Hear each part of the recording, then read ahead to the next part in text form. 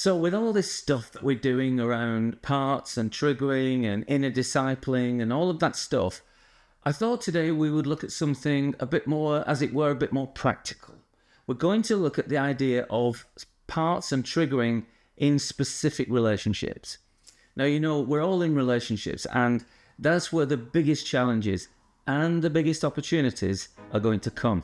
So today we're going to look at parts triggering inside relationships. Let's do it.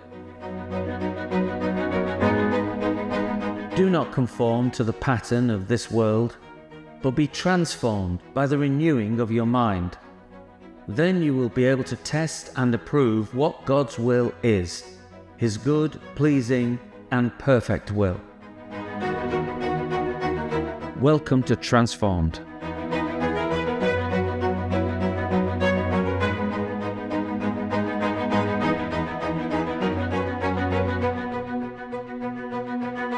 So we're talking today about complex triggering, or how to manage yourself in complex triggering and what to expect.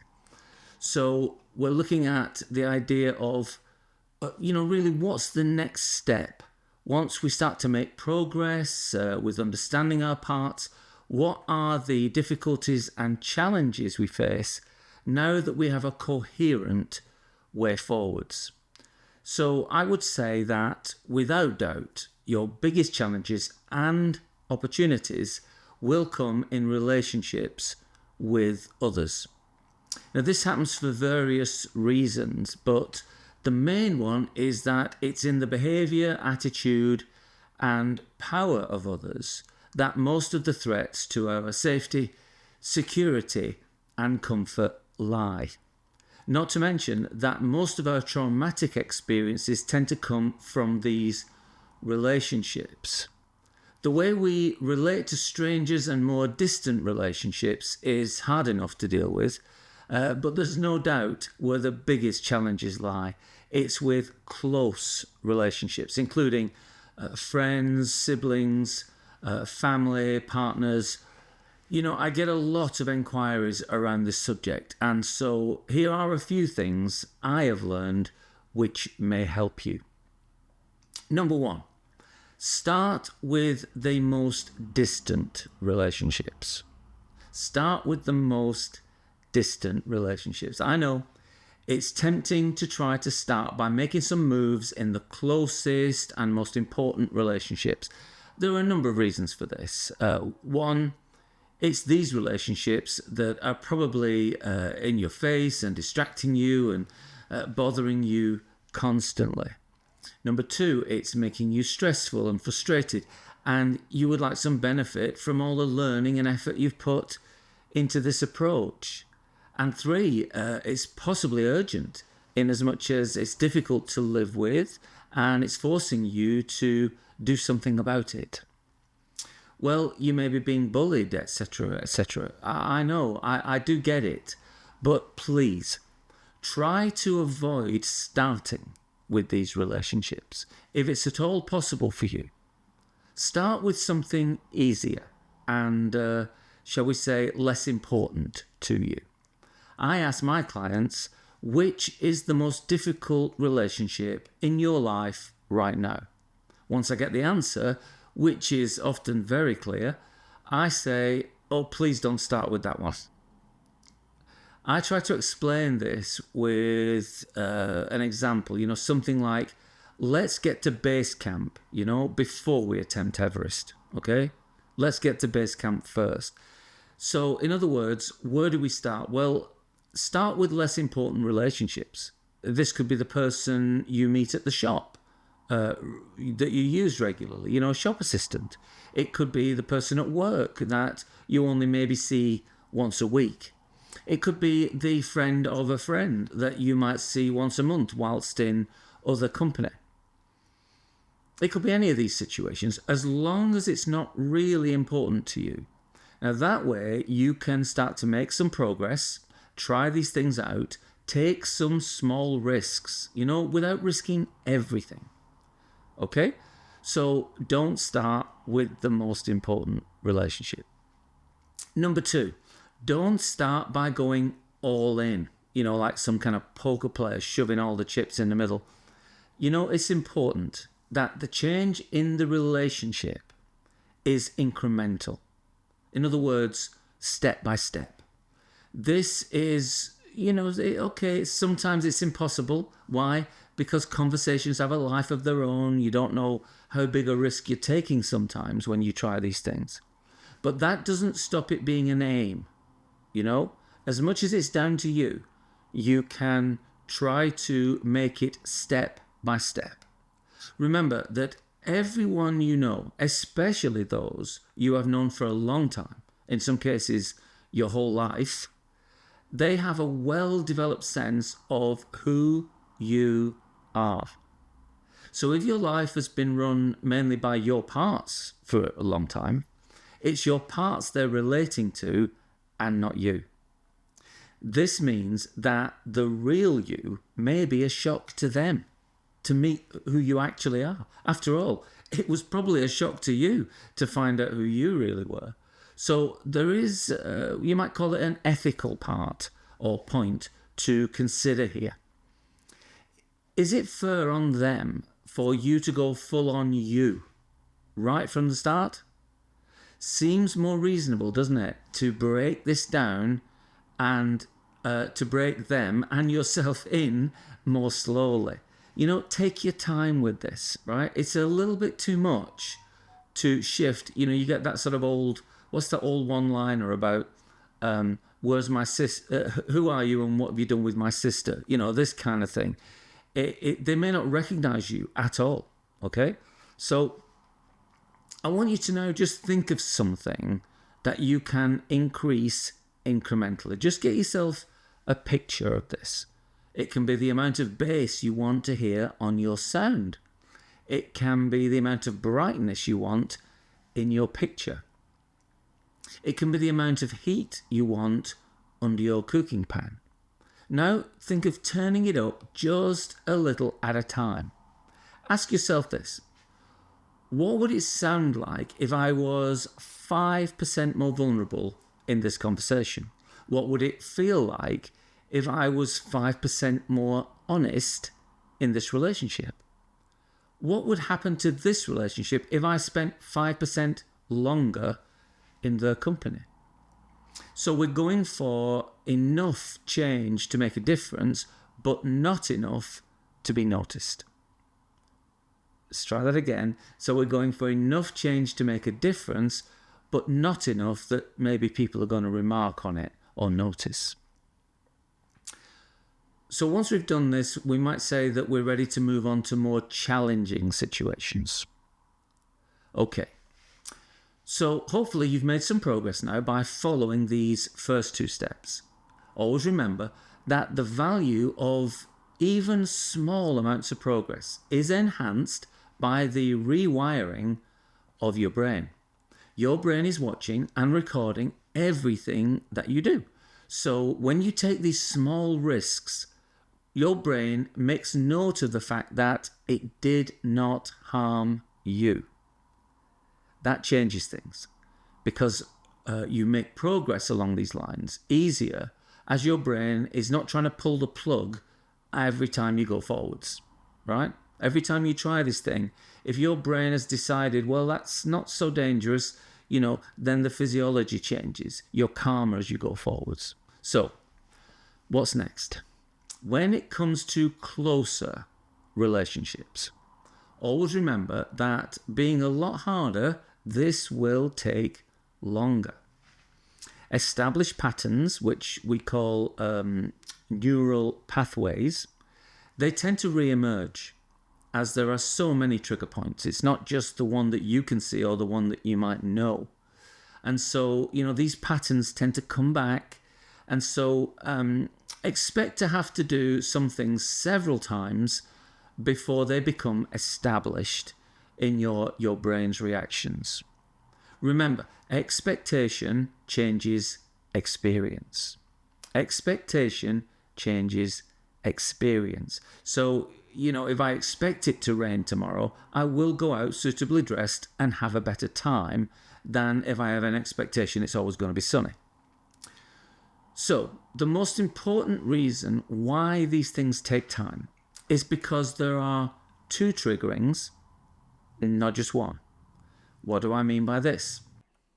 We're often triggered by what someone says or does. A triggered reaction then re-triggers them or reinforces the original trigger. We're then often caught in a triggered cycle, an argument, or a longer cycle of layered triggering. This can lead to a standoff or a feeling of hopelessness.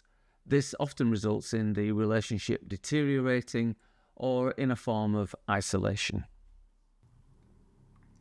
Well, because we're talking about the triggering that occurs in a relationship and not one that's brought about by, say, a place, a sound, or a memory, etc., it follows that there are two people involved. It further follows that there are two sets of parts, and therefore there are two triggerings taking place. So however hard it is to get the brain to rewire in one person, you can at least double that complication when there are two. The two triggers are connected, and so can be seen as part of the same sequence.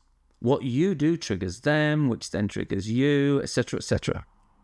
Now, you can't control or take responsibility for their triggering or their progress. This means that you have to be patient and manage yourself. The focus is on you all the time. Waiting to deal with whatever this progress does in them is part of your risk-taking and it's part of your self-management.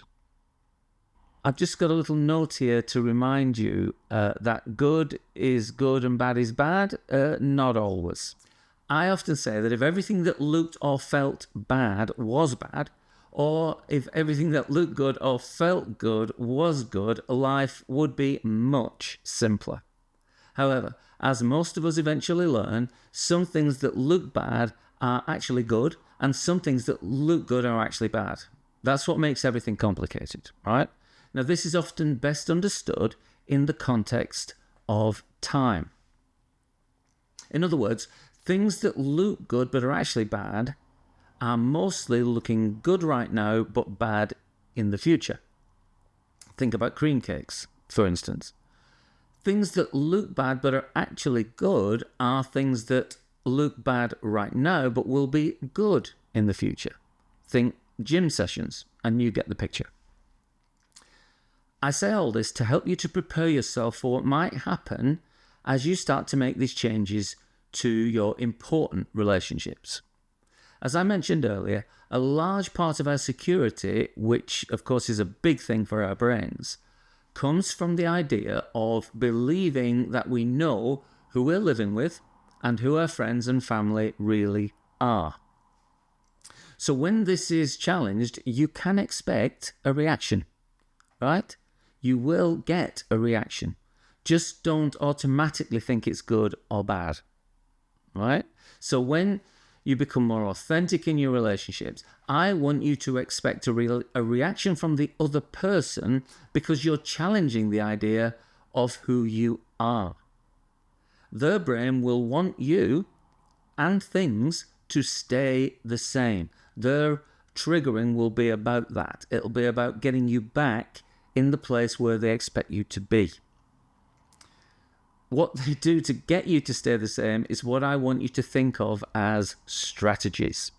And that's our next point. So understanding and managing strategies in relationships is really important.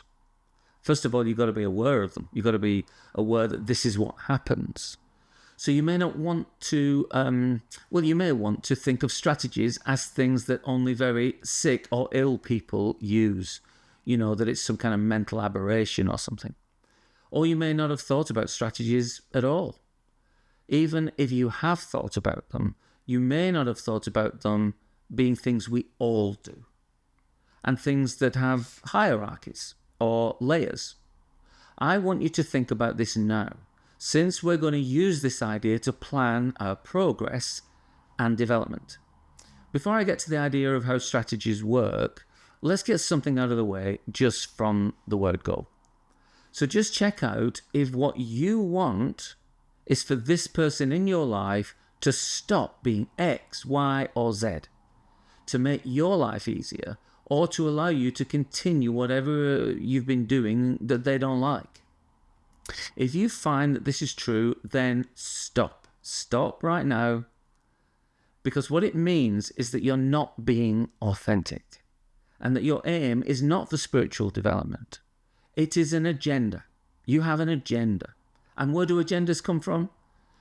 That's right. It's a part of you, not your authentic self. So step back and do some self-management first. That's an important point, okay? Because remember that your parts of agendas, whereas your authentic self is curious and open-minded. So what I'm calling strategies are what IFS calls manager parts. These are parts that guide or manage you away from threat before it happens. They're seeing threat further down the road, right? You could think of them as parts that prevent the firefighters from having to be called. So a bit like when you have a strategy of watching the pan heating on the hob rather than walking off and watching your favourite YouTube to prevent the fire service from needing to come to your house. Not only are these manager parts continually guiding you with their strategies, but they often go unnoticed, as they're what we call soft triggers. Typically, manager parts might include strategies such as getting angry, getting tearful, storming off, being really organised, being really chaotic, forgetting an appointment, being over-helpful, daydreaming, working really long hours, comfort eating, constantly visiting the doctors, etc., etc., etc. So I hope you get this idea of soft triggering. It's a triggering that may not occur to you as triggering, but you might just feel like it's a natural response to what's going on. But generally, it's a strategy. So this is important, since understanding the strategies involved in this relationship is vital to improving it. You have to be aware of your own strategies as well as theirs. So now think of strategies as being interlinked in the relationship. I don't want to go into too much detail here, since these things all look different in different relationships. In family therapy, we sometimes go into it like this. I ask something like, well, when Dad does this, what do you do? Once I get the answer, I ask something like, and when you do that, what does Mum do? In this way, we get to see a lot of strategies and sequences and get people to think about them differently. We get a picture of the way that strategies are interlinked in their family relationships. So basically, your part triggers their part, and their part triggers another of your parts, etc., etc. So just spending some time thinking about this in the specific relationship that you want to work on, that in itself is good for your development. Why? Because your brain's listening. That's why you're going into conversational territory that your brain thinks is threatening, but you are proving it's not harmful. Okay? So just to spend some time thinking about this is good. So for the sake of learning, I'm now going to include some of the typical ways that this might happen. But please don't think of that this is the way it always happens. You know, your relationships might be very different. I just want you to get the idea of how these things sometimes fit together. So here goes. I'll choose a sister-to-sister relationship, as these tend to be around maybe the middle level of difficulty. So let's just build a quick scenario here. We'll say sister 2 visiting sister 1, and sister 1 is our client, okay? So sister 2 has a part with a strategy of privilege, making assumptions of what she can and can't do when she visits.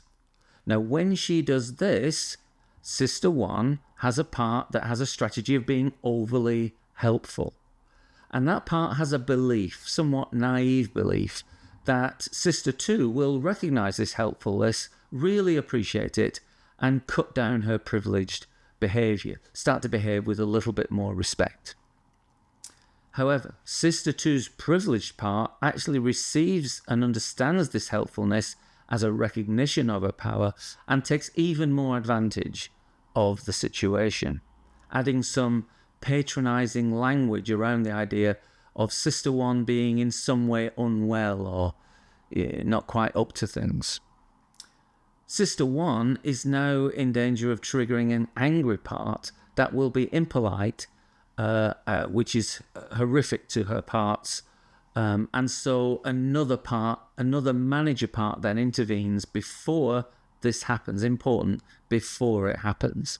So this new part has a strategy of isolation, and she leaves the house for a while, maybe going for a walk or making some excuse to go somewhere.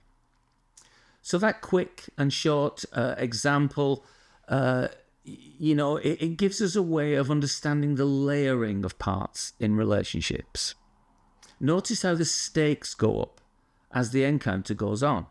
Eventually, the firefighters will be called in if the visit goes on much longer. So there may be more complicated layers of soft triggering that we need to understand. The longer the relationship goes on, the more complex the layering. But, we have to start somewhere. And wherever we start, it's a good thing. We're doing good things for ourselves and for those around us. So what's the way forward here? Well, in our example, we might say Sister 1, who's our client, starts work on this relationship by first acknowledging her own parts and doing some prep work of self-management. Secondly, she will mindfully search her parts for the agendas that they have that include wanting her sister to change, making things easier for herself. Remember that all your parts, all everybody's parts, want the safest, most convenient and easiest solution for you. This usually involves trying to get the other person to change or stop what they're doing. Asking for her parts to trust her with this situation, she can also do my communication exercise. I'll leave a link for that in the notes. Then, working on her state, she can decide what is the best authentic resolution here. That really means, am I going to take what I've learned for myself for learning, or am I going to actually start saying this stuff? Am I going to take the risk of allowing my authentic self to run the show here? Being particularly sensitive, I hope, towards the idea of not going too far too quickly. So one good aim is to look for where both parties agree. Whatever relationship you're looking into. For instance, in this case, they both want a good visit. They both want to enjoy the visit.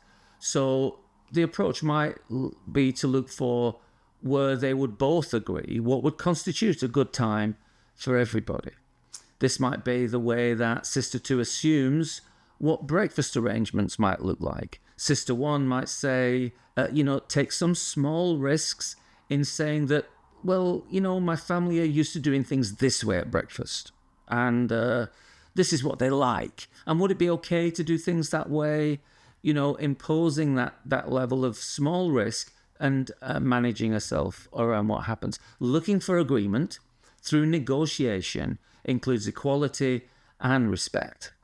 But do we know what this might bring, right? How it might be triggering Sister 2? Well, no, we don't. And that's why we call it a risk. And some amount of risk has to be taken if we're going to move forwards and make progress. So what are the takeaways from this session? Well, I would say that the first thing is to say that the type of triggering you should be most interested in is what we call complex triggering. In other words, that it's in relationship to others. This is where you'll be triggered most. And secondly, I would say that your strategies are present and that they need assessing. You need to understand your own strategy is most important before you can make any changes. Raising awareness around soft triggering. simply because sometimes it goes unnoticed. Sometimes you don't realize you're in a triggered state, but you are. So raising awareness around that, because that helps you understand your strategies. Getting involved in the idea that triggering is interlinked. In other words, that what you do triggers them, what they do triggers you, and try and get into a pattern of understanding what is the theme here? How does this go? Is there a pattern that I can recognize? Always focus on yourself, never on the other. If your focus is on the other, chances are it's a part of yours that's driving the show because you've got an agenda. If you want them to be different, if you want them in a very particular way to change, then you're probably not being authentic at that moment. Start with the least important relationship. Don't start with the most important, which is very tempting, right? You can afford to take some risks and actually experiment a little bit with less important relationships. And lastly, I would say make small moves. Be intentional. Decide what you're going to do and then do it to a small degree. Just keep trying, keep working. Believe me when I say your brain is really watching everything you do and everything you say, and it's learning from these moves and these changes. It's what we call neuroplasticity. It's the ability of your brain to rewire itself based on evidence of your experience. So there's a brief rundown as to how to start thinking about complex triggering, because now we're talking about not just one person, but two people triggering each other.